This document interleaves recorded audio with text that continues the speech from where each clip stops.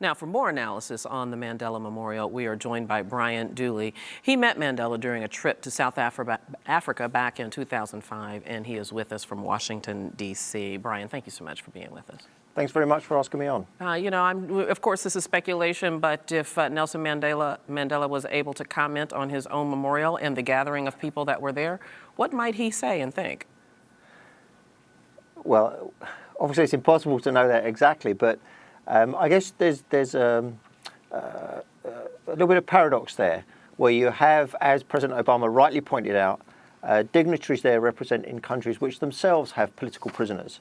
You have dignitaries from Ethiopia, from Saudi Arabia, Mandela's old friend Robert Mugabe there, and so there's a level of hypocrisy there. On the other hand, let's not forget that while Mandela was in prison and the ANC was really ostracized by many of the major governments in the world, they took friends wherever they could find them, and that included friends like the governments of Cuba, Gaddafi's Libya, and of course Mugabe's Zimbabwe in the early 80s. And Mandela stayed very loyal to those people. It was only after several years that he finally asked Mugabe, advised him to leave office, but he stayed very loyal to the Castros, very loyal to Gaddafi. And so I think there's some tension or some paradox there around that, where Mandela's loyalty to those who had been friends when others would not be friends with him really made him and South Africa during his presidency ally with some very strange characters.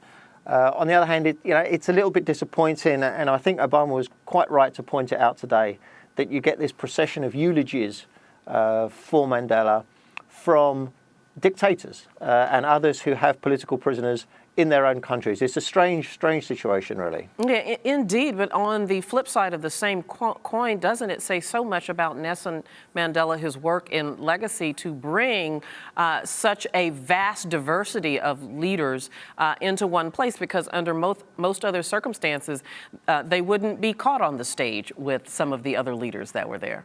Right. You can't conceive of any other scenario here where you would have such an array of political leaders from so many different countries, many of whom are, of course, adversaries with each other. And I think that, this reflects really several periods of Mandela's life and the progression of the ANC, which was, radical in the 50s, 60s, and 70s and 80s, denounced by many as being a terrorist organization and himself as being a terrorist leader by many in the West.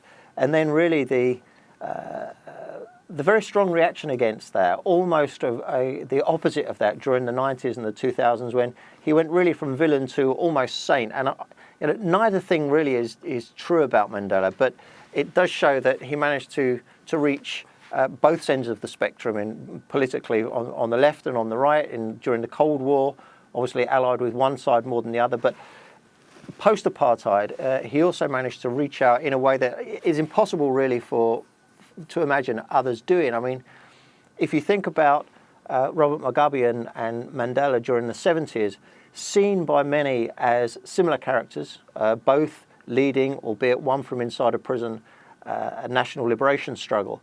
And then you look at their records when they're in government, and horribly different, very, very different. Mandela decides that he will step down after one term, make sure that South Africa has the framework there with a very impressive constitution, lays the foundation there for South Africa to have regular free elections every 5 years. South Africa's got all sorts of problems, but it does have free and fair and regular elections.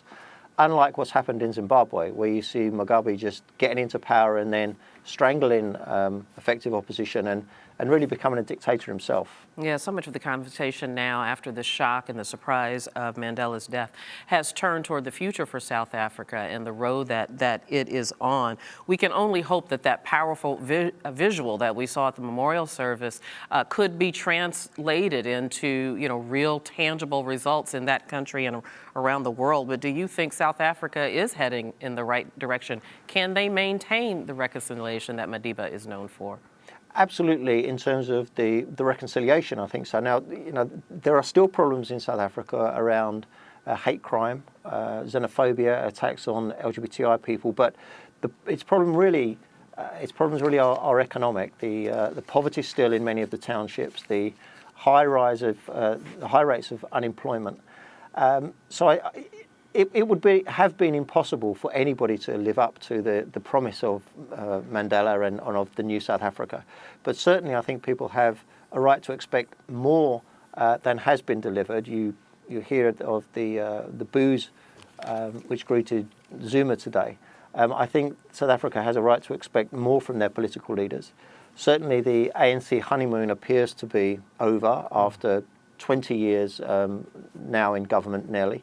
And so I think, reality is setting in all sorts of ways. But that's not to say that South Africa could or should or has to settle for anything other than aspiring to a prosperous, stable, democratic society. That's certainly possible and within reach.